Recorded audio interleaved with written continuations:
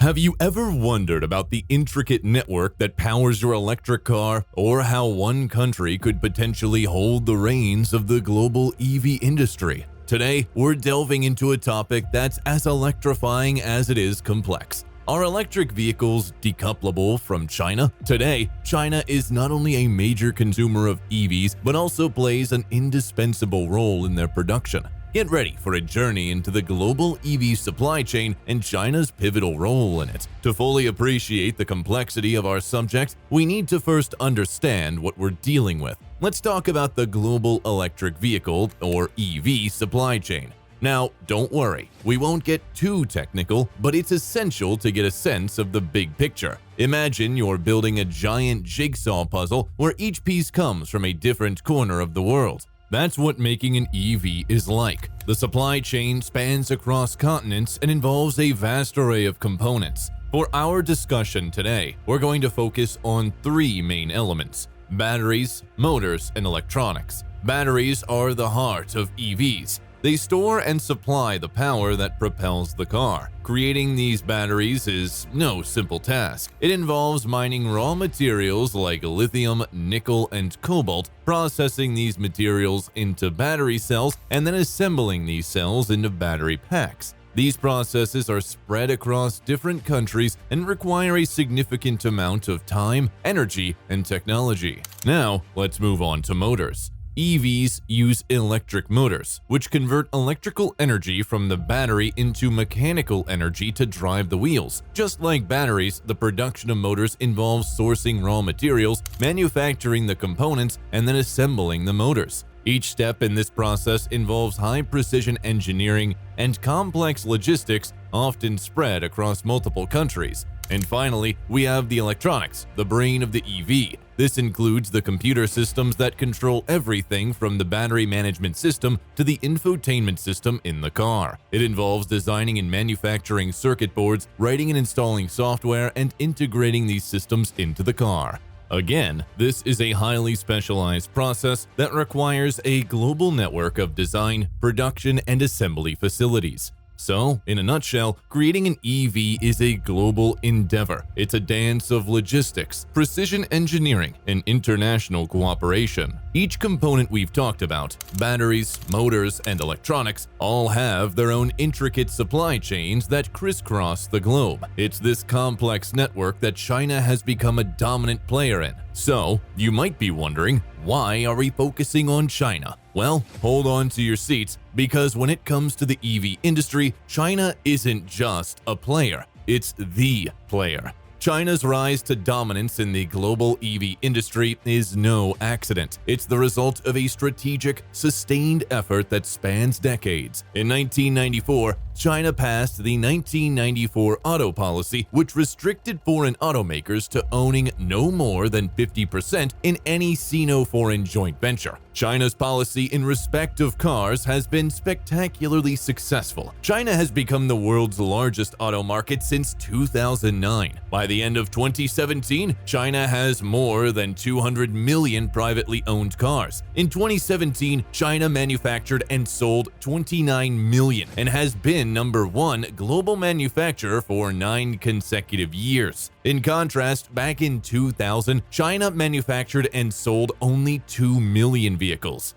In the lead-up to its success in the auto market, China set its sights on new energy vehicles. Back in 2010, China's State Council approved the Auto Industry Restructuring and Revitalization Plan to invest 10 billion renminbi for new e-vehicle industrialization. This was followed by heavy subsidization of the EV industry, making the country one of the most lucrative markets for electric cars. You may wonder which is the key area where China's influence is most evident: EV battery production. You see, EVs are like your smartphones, but on steroids. They need powerful, efficient, and reliable batteries to run on. China has been working to dominate the battery space since at least 2015, when the leadership of the Chinese Communist Party crafted the National Key Research and Development Program New Energy Vehicle Key Special Implementation Plan. Despite its long, formal-sounding name, the document sets out a clear goal: to corner the market for key materials like lithium, cobalt, and nickel, invest in their extraction, and build factories for battery manufacturing. Today, it commands a whopping 76% of the global EV battery production. Its EV battery production capacity reached 655 gigawatt-hours in 2021, which was unmatched by any nation in the world. Today's battery and minerals supply chain revolves around China. China produces 3/4 of all lithium-ion batteries and is home to 70% of production capacity for cathodes and 85% for anodes. China now controls over 50% of battery-grade metal refining capacity across all key materials. It refines 68% of the world's nickel, 73% of cobalt, 93% of manganese, and 100% of the graphite used in lithium-ion batteries. Let's take a closer look at some of the key players driving China's EV industry forward. Trust me, you'll want to remember these names. Alright, so we've set the stage, let's meet the stars of the show. When we talk about the EV industry in China, two names that absolutely dominate the conversation are BYD and CATL. BYD, which stands for Build Your Dreams, has a dream indeed, and it's electric. Starting out as a manufacturer of rechargeable batteries, BYD has grown into a global colossus in the EV market. In 2008, before BYD's meteoric rise to the global stage, Warren Buffett was smart enough to predict its bright prospect and invested $230 million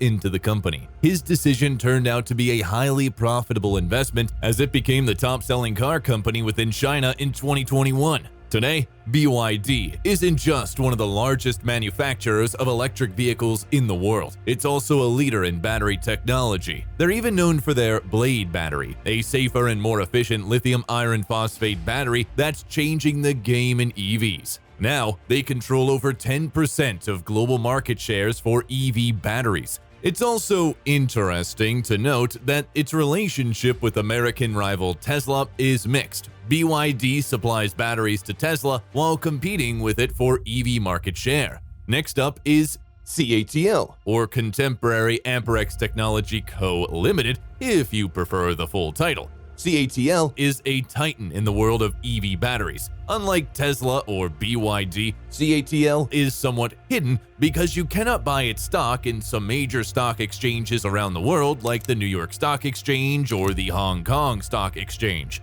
However, the company cannot hide its global ambitions to dominate EV battery production. Since China announced its goal to hit peak carbon emissions before 2030 and reach carbon neutrality by 2060, the Chinese EV industry has grown exponentially.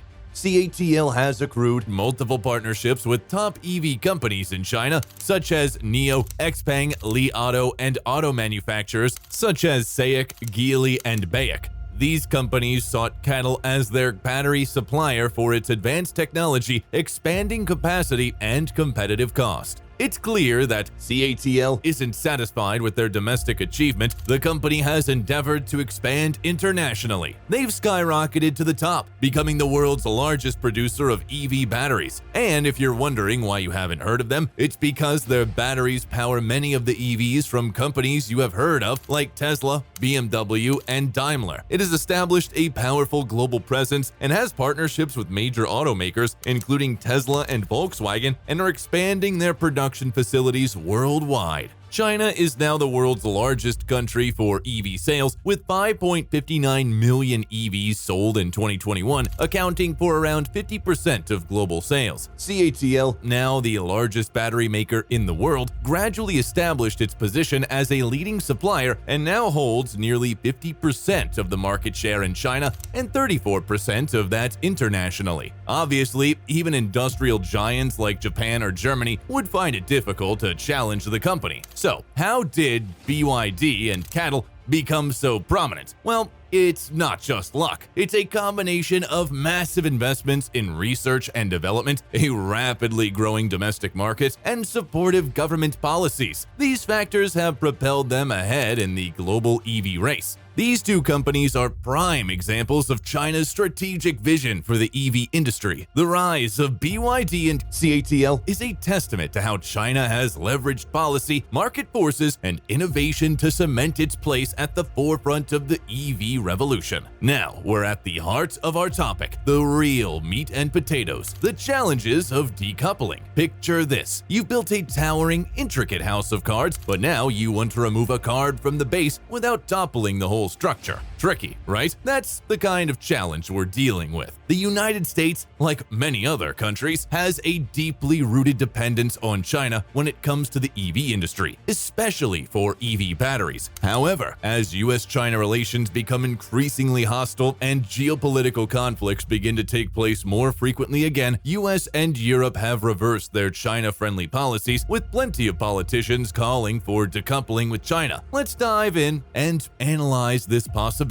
China's dominance in battery production isn't just about the factories churning out the final product. It's also about the control they have over the entire downstream EV battery supply chain, which is the processing of raw materials that make up these batteries: lithium, cobalt, nickel, you name it. They produce 3/4 of all lithium-ion batteries and hold a significant share in cathode and anode production. If the US decides to decouple from China, it would need to move all these stages out of China, which is easier said than done. And let's not forget about manufacturing. The US would need to massively ramp up its domestic production capabilities to meet the demand. That's a Herculean task in itself, given that the US is home to only 7% of global EV battery production capacity. If we take a look at the global EV battery market, you will find out that there are only a few big players. Yes, it's an oligopolistic market in which most of the manufacturing processes are in the hands of only a few companies. It is extremely difficult, if not utterly impossible, to diversify the EV battery supply chain. Apart from production, China is also leading the research of next-generation batteries, especially in the field of sodium-ion batteries. In terms of patents related to sodium-ion batteries, China's overall index has increased 109-fold over the past 10 years, 2 to 3 times that of the US and Japan. CATL, the Chinese automobile battery giant, has announced plans to mass-produce and supply sodium-ion batteries for EVs in 2023, which is likely to further cement its status as the #1 producer in the industry. It's not just about building more factories, it's about the technology, the expertise, the labor, and the time. It's a massive undertaking that can't be achieved overnight. Moreover, there's another problem that comes within the US itself. US businesses are quite reluctant to decouple from China despite Washington's hostilities towards China. In February 2023, Ford announced plans to collaborate with CATL on a $3.5 billion battery plant for electric vehicles in Michigan. In a move that may anger US lawmakers and White House officials, Tesla is also in talks with the Chinese battery giant to build battery plants on US soil and plans to deepen its investment in China. And here's the clincher: the race against time. We're in a global race against climate change, and EVs are a critical part of the solution. Governments around the world are planning to fully abolish internal combustion engine automobiles in the next 10 years. With China's dominant role in battery manufacturing, is it possible to achieve this goal without China? Can we afford to slow down the growth of the EV industry during this critical period? That's a question we all need to ponder. However, the US's decoupling from China's EV supply chain is a complex issue with both challenges and factors that favor the possibility. Let's dive into a more balanced assessment of the situation.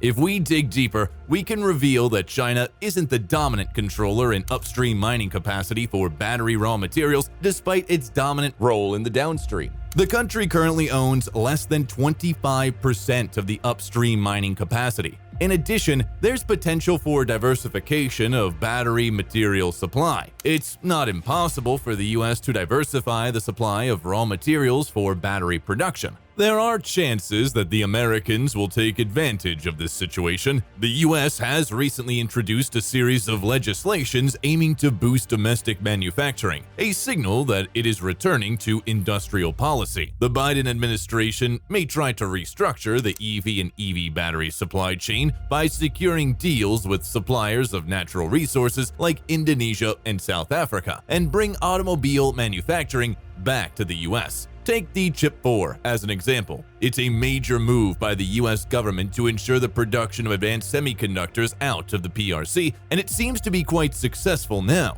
However, the Americans may face challenges when it comes to electric vehicles, as the countries which supply those materials are not traditional US allies. They are likely to take a more balanced position on EV to enhance their bargaining power in business and geopolitics. If the US would like to go further, even at the expense of supply chain disruptions, it could make use of its unrivaled economic power and impose sanctions on Chinese EV and EV battery makers. Although this is very unlikely given China's role in EV production and US's business interest in the market, it's nothing new to the Chinese. We can't rule out the likelihood that Chinese names in the EV industry like CATL would fade very quickly and lose their market share, just like what Chinese 5G giant Huawei experienced, who lost its dominant position as 5G network and handset seller shortly after US sanctions. However, considering all the factors, it's unlikely that the US and its allies can decouple immediately from China on EVs.